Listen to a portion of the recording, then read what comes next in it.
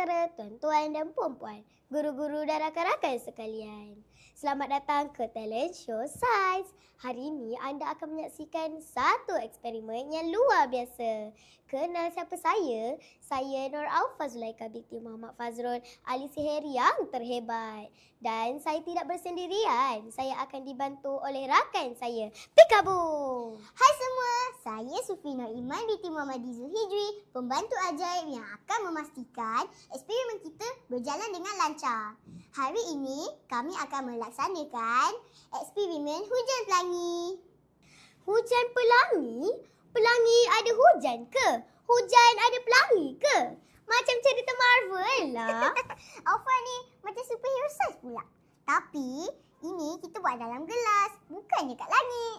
Oh, saya tahu. Eksperimen ini melibatkan dua konsep yang penting dalam sains, iaitu kelarutan dan ketumpatan.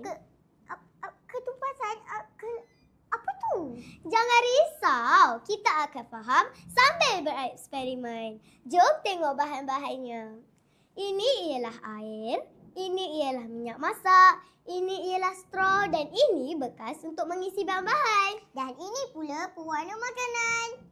Wow, ada minyak masak, pewarna makanan, air. Kita nak buat kek ke?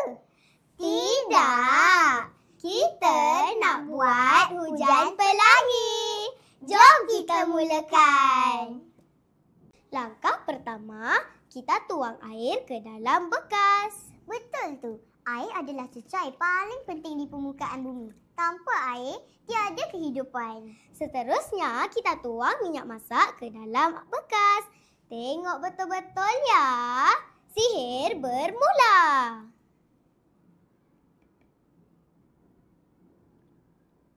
Wah, minyak masak tu terapung. Macam dia dah nak bercampur langsung. Aufa? Betul. Tapi kenapa agaknya Sufi? Saya tahu. Kerana air dan minyak masak berbeza ketumpatan. Tepat sekali. Sekarang kita masuk ke bahagian yang paling menarik. Hujan pelangi. Sekarang kita akan menggunakan gelas yang baru. Wah, akhirnya bahagian penuh warna-warni. Saya dah tak sabar dah ni.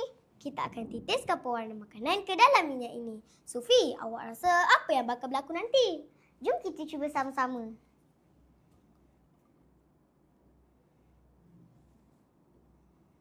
Aufa, berapa lama kita kena gaul ni? Kenalah tunggu sampai dia larut dulu.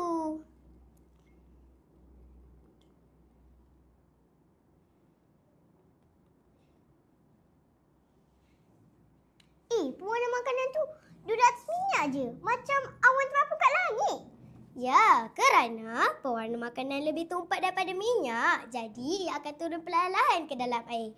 Dan kemudian kita akan tuangkan minyak ke dalam air.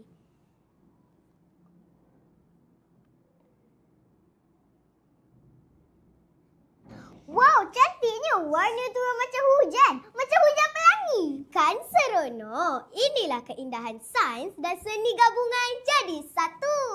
Sufi, saya nak tanya, kalau kita tukar air kepada jus oren, apa yang bakal berlaku? Rasanya tak sesuai. Jus oren ada pulpa. Nanti jadi keruh dan kotor. Tapi minyak tetap akan terapung. Kalau saya guna susu? Susu pun kurang sesuai. Susu tak jernih. Nanti tak nampak pewarna makanan tu. Kalau saya goncang minyak ni? Kalau goncang nampak macam minyak dan air bercampur kan? Tapi sebenarnya selepas berapa minit, minyak akan naik semula ke atas. Tengok tu. Saiz memang ajaib. Wah! Jadi, apa yang kita pelajari pada hari ini? Jom kita rumuskan sama-sama. Yang pertama, minyak dan air tidak boleh bercampur kerana berbeza ketumpatan dan sifat kimia. Yang kedua, minyak lebih ringan jadi ia akan terapung di atas air. Yang ketiga, pewarna makanan pula lebih tumpat daripada minyak. Yang keempat, dan apabila pewarna makanan telah larut, terhasillah corak warna-warni seperti hujan pelangi.